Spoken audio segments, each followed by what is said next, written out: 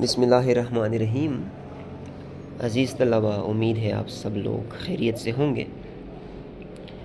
آج ہم ایک اور ادبی اصطلاح پڑھنے جا رہے ہیں جس کا نام ہے اسلوب۔ انگریزی میں اسلوب کو سٹائل کہا جاتا ہے۔ اسلوب کا لغوی مطلب ہے ڈھنگ، طور، طریقہ، انداز نگارش، طرز تحریر۔ لیکن ہم ادبی اصطلاحات پڑھ رہے ہیں، اس لیے ہمارا تعلق اصطلاحی مفہوم سے ہے۔ اصطلاح میں اسلوب سے مراد کسی ادیب یا شاعر کا وہ طریقہ، ادائے مطلب یا خیالات و جذبات کے اظہار و بیان کا وہ ڈھنگ ہے جو اس خاص صنف کی ادبی روایت میں مصنف کی اپنی انفرادیت یعنی انفرادی خصوصیات کے شمول سے وجود میں آتا ہے، اور چونکہ مصنف کی انفرادیت کی تشکیل میں اس کا علم، کردار، تجربہ، مشاہدہ، افتاد طبع، فلسفہ حیات اور طرز فکر و احساس جیسے عوامل مل کر حصہ لیتے ہیں، اس لیے اسلوب کو مصنف کی شخصیت کا پرتو اور اس کی ذات کی کلید سمجھا جاتا ہے۔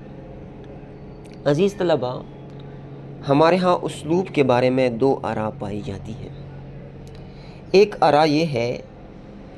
رائے یہ ہے کہ اسلوب الگ چیز ہے، شخصیت الگ چیز ہے، یعنی تحریر سے، اسلوب سے ایک شخصیت کی عکاسی نہیں ہوتی۔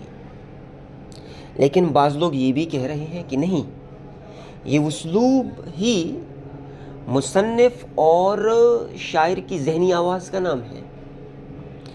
یہ اسلوب ہی ہے جو ایک شخصیت کا عکاس ہوتا ہے، وہ ہم بعد میں پڑھیں گے۔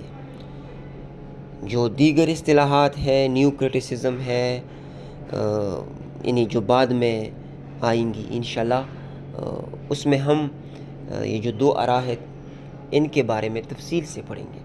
لیکن یہاں کہنے کا مقصد یہ ہے کہ اسلوب کے بارے میں یہ دو آراء پائی جاتی ہے۔ ایک یہ ہے کہ اسلوب الگ چیز ہے اور شخصیت الگ چیز ہے، اور دوسری رائے یہ ہے کہ اسلوب ہی شخصیت کا عکاس ہوتا ہے۔ یہاں ایک سوال پیدا ہوتا ہے کہ ایک ہی زبان ہوتی ہے، اس میں مختلف لوگ یعنی شاعر و ادیب لکھ رہے ہوتے ہیں، لیکن ہر ایک کا انداز مختلف ہوتا ہے۔ اس کی کیا وجہ ہے؟ دیکھیے، زبان تو ایک ہوتی ہے،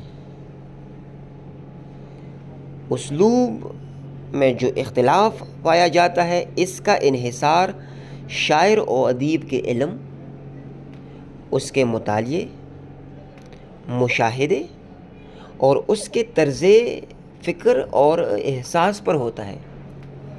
یعنی ایک ادیب ہے، وہ اپنے مشاہدے کو کس طرح بیان کرتا ہے، وہ اپنے جذبات و احساسات کے اظہار کے لیے کن الفاظ کا انتخاب کرتا ہے،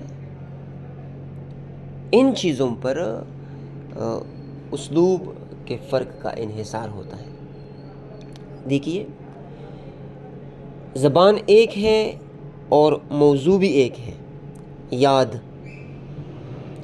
لیکن بیان کرنے کا انداز مختلف ہے۔ فیض احمد فیض کہتے ہیں، کس قدر پیار سے اے جانے جہاں رکھا ہے، کس قدر پیار سے اے جانے جہاں رکھا ہے، دل کے رخسار پہ اس وقت تیری یاد نہاد۔ اور حسرت موہانی کہتے ہیں، نہیں آتی تو اس کی یاد مہینوں تک نہیں آتی، مگر جب یاد آتے ہیں تو اکثر یاد آتے ہیں۔ ملاحظہ کیجئے، زبان ہے اردو،